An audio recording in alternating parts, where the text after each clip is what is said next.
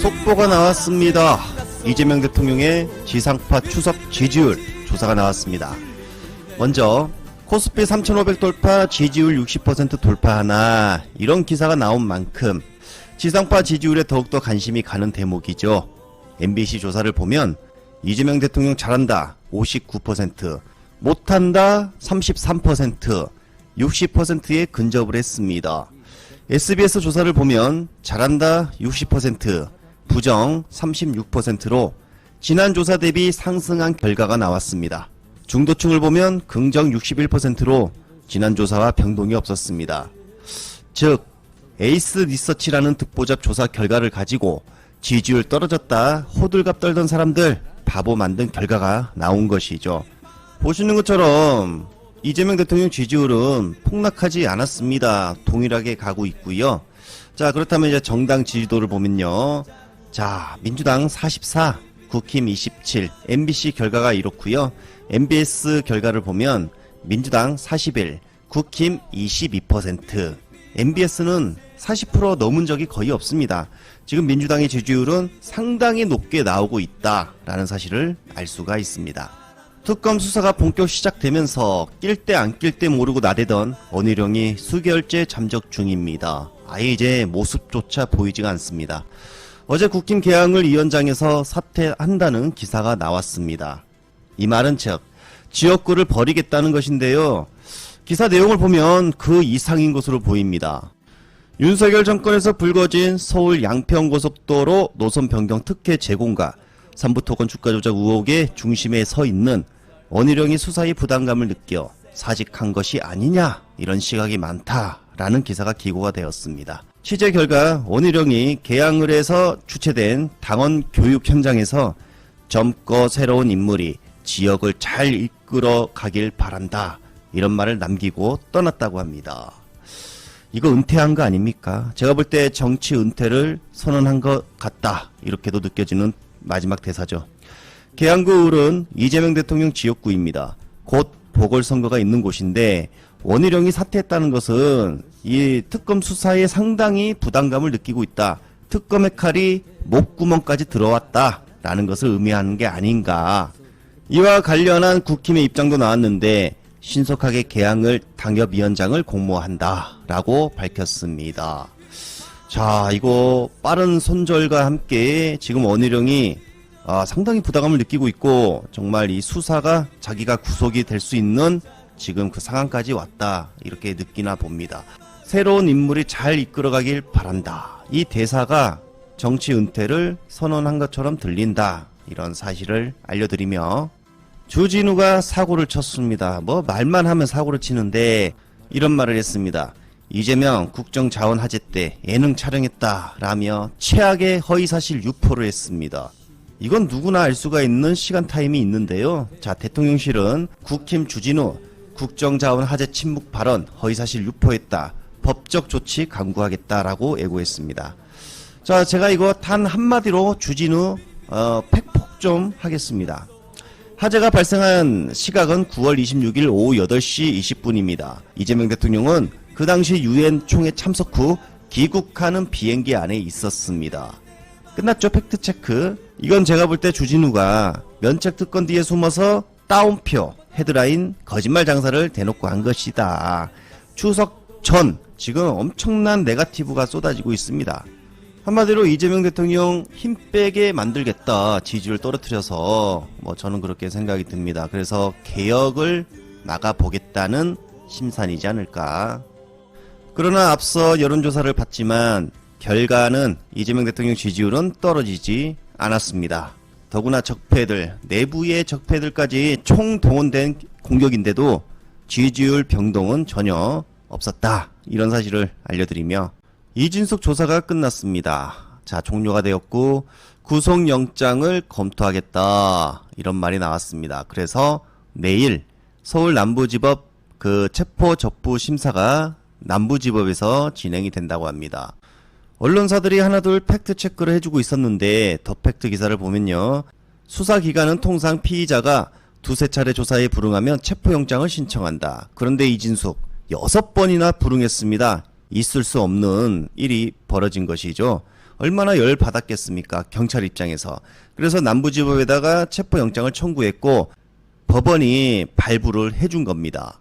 돌발 행동 예방 차원에서라도 체포 시 수갑 채우는 건 원칙적으로 맞다. 한마디로 아무런 문제가 되지 않습니다. 수갑 채워 체포하는 것은 당연한 겁니다. 6번이나 소환에 불응했습니다. 이건 빵진숙이 공권력을 아주 무시한 것이죠. 자, 미국 내 트럼프 탄핵의 열기가 매우 높습니다. 마치 우리를 보는 것 같죠? 우리에게 친숙한 할리우드 배우들의 공식적인 트럼프 비난이 쏟아지고 있습니다. 유명 배우 안젤리나 졸리는 지금의 조국은 더 이상 내가 알던 그 나라가 아니다. 그리고 제인 폰다는 민주당 성향의 도시에 병력을 투입한 걸 놓고 트럼프는 우리의 민주주의를 파괴할 방식으로 권력을 축적하고 있다. 이렇게 지적을 했죠. 정확한 비판입니다. 헐리우드 유명 배우 550명은 트럼프의 민주주의 말살을 비난하며 정부 비난 대열에 동참을 했고 앞으로 이 숫자는 계속 늘어나지 않겠습니까? 이제 문학에도 서서히 등을 돌리고 있다. 트럼프가 영화에도 관세 100%를 매기며 자국 영화 산업을 위하는 듯 했지만 영화를 비롯한 이 문화의 시작점은 자유와 민주주의에 있죠. 근데 그것에 대한 탄압은 결국 영화인들을 자신의 반대편에 서게 했다라는 겁니다. 자, 이런 와중에 농민들도 등을 돌리고 있습니다. 트럼프의 관세 폭주가 중국이라는 큰 산을 만나며 그 피해는 결국 농민들에게 돌아가게 되었습니다. 미국에서 생산되는 콩의 대부분이 중국에 수출이 되는데 중국에서 그 수입을 전면 중단하고 나섰죠. 이에 미국의 콩뿐만이 아니라 기타 수출 중심의 농산물에 수출길이 막히며 농민들의 원망이 높은 상황입니다. 부랴부랴 중국과 대두 협상에 나서보겠다라는 트럼프인데 그냥 넘어갈 시진핑이 아니죠. 여기서 재밌는 건 중국이 미국과의 대두 단절을 선언하고 차선으로 아르헨티나와 손을 잡았습니다. 그런데 이 아르헨티나 미국과 무역 협상까지 마치고 통화 스와프도 체결한 상황이죠. 트럼프가 어떻게 하고 싶어도 하지 못하는 그런 상황입니다. 트럼프 제대로 뒤통수 맞은 거죠. 이제 진짜 미국 농민들마저도 들고 일어나는 상황이 됐습니다. 지난 대선에서 80% 가까운 미국 농민들은 트럼프를 뽑았습니다. 트럼프가 농업에 유리한 정책을 제법 펼쳐온 까닭이죠. 그런데 지금은 상황이 역전이 된 겁니다. 미국 농업에 목을 조이고 있는 상황이죠. 미국의 농업 종사자와 농산품 관련 종사자들은 전체 인구의 4%입니다. 적은 수치가 아니죠. 이들이 지금까지 믿고 있었던 트럼프에게 서서히 등을 돌리고 있는 겁니다. 자, 이런 와중에 지금 우리 정부는 미국과 정말 거친 말이 오가면서 관세 협상 중입니다. 말이 협상이죠. 이건 수성전입니다. 뚫리느냐 막아내느냐 정말 치열한 수성전이 펼쳐지고 있는 거죠. 미국의 러트닉이 일본은 좋다고 하는데 왜 한국은 반대하느냐, 왜 말을 안 듣냐라고 밀어붙이자 우리 외교부에서 강력한 메시지를 내놨죠. 밟는다고 밟아지는지 한번 해봐라. 밟는 너네 발도 뚫릴 것이다. 정말 간만에 아주 속이 시원합니다. 우리 외교부 아주 잘해주고 있지 않습니까? 미국 내 정치 불안과 주변국을 협력국이 아닌 적대국으로 돌려세운 이 트럼프 결국 코너에 몰리게 되어 있다는 거 정확히 우리 정부가 알고 있는 거죠. 이런 상황에서 관세와 관련해 이재명 정부에 힘을 실어주는 리얼미터 여론조사 결과가 나왔습니다. 미국의 3,500달러 현금 선불 요구가 부당하다라는 응답이 80%가 나왔습니다. 여기서도 매국노들이 있네요. 수용 가능하다 12.4%나 나왔습니다. 공교롭게도 우리가 계속 지적해오던 그 국힘의 콘크리트 지지층하고 같은 비율의 수치가 나왔네요. 이번 조사 결과에서 놀라운 점은 대구 경북에서마저도 84%가 부당하다고 답했습니다. 이걸 해석컨대 이 미국의 관세 폭력은 이재명 정부를 떠나서 국운을 걸고 반대해야 된다라는 거죠. 맞습니다. 사실 이건 놀라워할 일이 아니죠. 당연한 겁니다. 그런데 여기서 제가 드리고 싶은 것은 이겁니다. 국민들은 정파를 뛰어넘어 정부의 관세 협상에 힘을 실어주자 이러고 있는데 이 망국의 국힘은 왜 목소리를 내지 않냐라는 겁니다. 도대체 얘네들은 어느 나라 국회의원입니까? 이재명 대통령이 현중 시위 자제해라, 국가 이미지를 훼손하는 자해행위다 라고 언급을 했죠.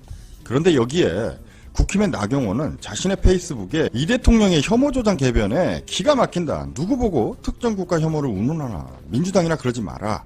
라고 현실을 왜곡하는 딴지를 걸고 있습니다. 자, 지금 트럼프의 관세 폭주에 제동을 걸 수 있는 나라 중국 말고 어디 있습니까? 모든 국가가 트럼프 앞에 고개를 숙인 상황에서 그나마 우리가 반기를 들었고 중국은 직접적인 균열을 내고 있는 나라죠. 인간적인 차원에서도 중국인에 대한 이 무분별한 무차별적인 혐오를 중단해야 되겠지만 트럼프의 폭주를 견제하는 차원에서도 중국에 우리가 이러면 안 된다라는 거죠. 자, 정치를 떠나서 경제에 있어서만큼은 중국은 미국과 더불어 우리의 제1협력국입니다. 어느 미련하고 막대먹은 것들이 협력국에게 혐오 프레임을 씌울 수 있단 말입니까? 이건 정말 가당치가 않죠. 그걸 가지고 이재명 정부에서 자제하라 라고 하는데 이 당연한 얘기를 하는 건데 쫑알쫑알 반문을 올리면 어쩌자는 겁니까? 나경원 씨, 미국에는 한마디 말도 언급하지 못하는 국힘이 무슨 할 말이 있다는 겁니까? 지금 미국 시민들도 트럼프 탄핵을 외치고 있는 상황입니다. 그런데 관세 압박을 받는 한국의 의원이라는 자들이 한마디 말도 하지 못하고 있다? 도대체 이들은 어느 나라 의원입니까? 자, 트럼프의 시간의 흐름을 보면 윤석열처럼 가고 있습니다. 자, 트럼프 극우들을 선동하며 자국 내 정치적 혼란을 부추겼죠. 그리고 자신이 자처한 이 혼란을 기회로 연방군을 투입시킨 상황입니다. 구체적으로 언급하진 않겠지만 더 크고 허황된 계획이 있을 걸로 예상이 되죠. 그럴수록 한국이 그러했듯 미국 내 탄핵의 열기는 더 거세질 수밖에 없는 겁니다. 파국으로 가는 거죠. 이렇게 미국 내에서도 반트럼프 정서가 높아질 때 이건 정말 우리에게 기회입니다. 미국의 정치 불안은 우리 관세 협상에 좋은 카드죠. 그런데 여기에 한마디 목소리를 못 내준다? 이건 대한민국의 국회의원이 아닙니다. 이럴 때 우리 국민을 대의하는 의원들은 정말 한 목소리를 내줘야 합니다. 그렇지 못하면 보내줘야죠. 그들 나라로.